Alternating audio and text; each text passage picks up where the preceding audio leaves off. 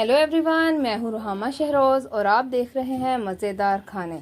मैं उम्मीद करती हूँ कि आप सब खैरियत से होंगे, खुश होंगे, आबाद होंगे और मेरी वीडियोस को लाइक एंड शेयर करते होंगे। तो आज मैं आपके लिए बहुत ही ज़बरदस्त सी रेसिपी लेके आई हूँ।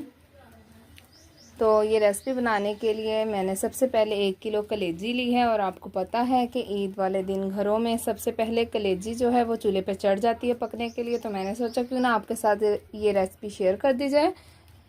तो कलेजी को मैंने अच्छी तरह धो लिया है, लेकिन इसके अंदर जो एक आपको स्मेल सी आती है उसको ख़त्म करने के लिए इसमें मैं 2 चम्मच सिरका डालूँगी और इसमें मैं सबसे पहले पानी डालूँगी। पानी की कोई मेजरमेंट नहीं है, आपने कलेजी को इसमें डिप करना है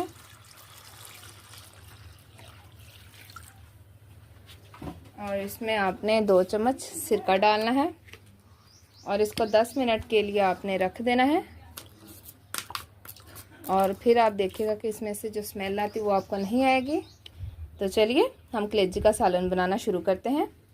जी तो फ्रेंड्स, कलेजी का सालन बनाने के लिए मैंने 3 मीडियम साइज के प्याज लिए थे जिनको मैंने काट लिया है और अब मैं इसमें 1 गिलास पानी डालूंगी।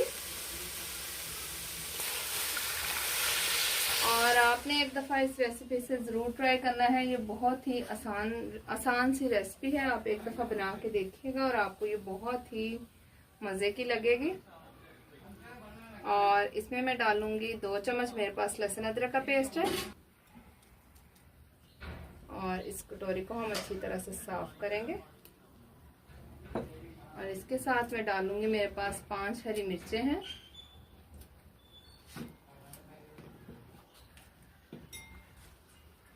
ये मैं डाल दूंगी।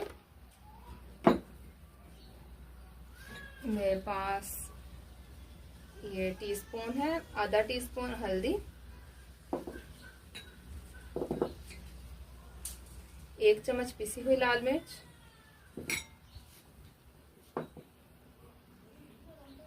और 1.5 चम्मच मेरे पास सूखा धनिया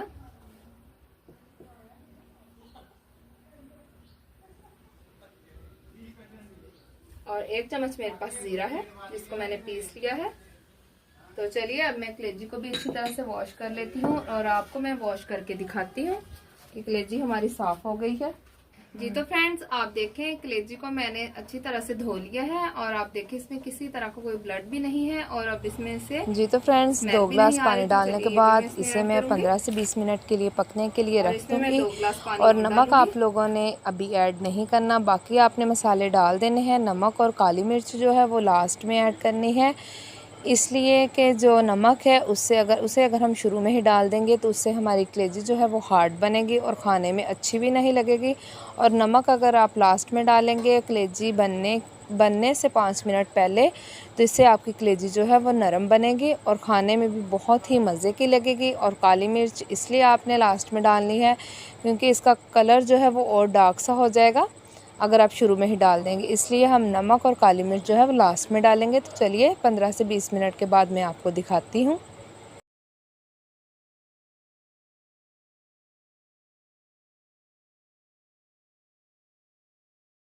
जी तो फ्रेंड 15 से 20 मिनट हो गए हैं। तो चलिए हम एक दफ़ा देख लेते हैं अपने सालन को। और आप ये देखें कि पानी खुशक हो रहा है, लेकिन अभी इसे थोड़ा टाइम लगेगा और पकने में।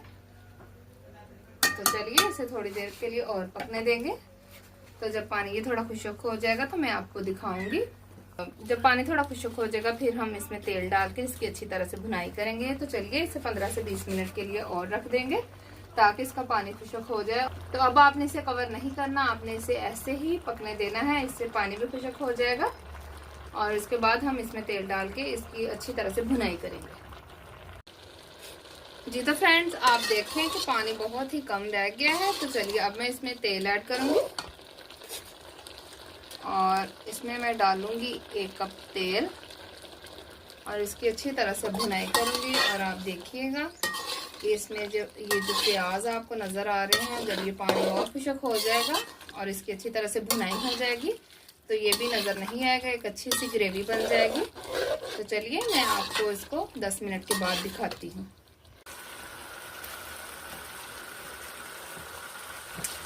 जी तो फ्रेंड्स, आप देखें कितनी अच्छी तरह से इसकी भुनाई हो रही है। आपने थोड़ा सा जब भुनाई इस तरह से करनी है तो आपने एक सिप पानी डाल के इसकी भुनाई करनी है। 2 से 3 दफ़ा आपने ये डालना है। और आप देखिएगा कि हमने जो प्याज टमाटर डाले थे आपको वो भी नज़र नहीं आएगा। ये अच्छी सी एक ग्रेवी बन जाएगी। तो आपने मेरी इस रेसिपी से एक दफ़ा ज़रूर ट्राई करना है। और अभी भी मैंने इसमें नमक नहीं डाला। इसमें जब हम पानी डालेंगे इसकी ग्रेवी बनाने के लिए। और आप देखें कि ये इसमें जो प्याज और टमाटर मैंने डाले थे ये एक अच्छा सा इसका मसाला बन रहा है। और इस तरह से आपको प्याज नज़र नहीं आएंगे। तो आप ये देखें इसकी भुनाई बहुत ही अच्छी हो रही है और इसकी खुशबू भी बहुत ही अच्छी है। और ये बीफ कलेजी सालन बन रहा है हमारा। तो चलिए मैं आपको इसकी अच्छी तरह से भुनाई करके दिखाती हूँ। जी तो फ्रेंड्स आप देखें इसकी भुनाई कितनी अच्छी तरह से हो गई है और हमें कोई भी प्याज नज़र नहीं आ रहा। सारा मसाला अच्छी तरह से मिक्स हो गया है। और आप ये एक दफ़ा कलेजी बनाकर ज़रूर देखिएगा, आपको ये बहुत ही पसंद आएगी।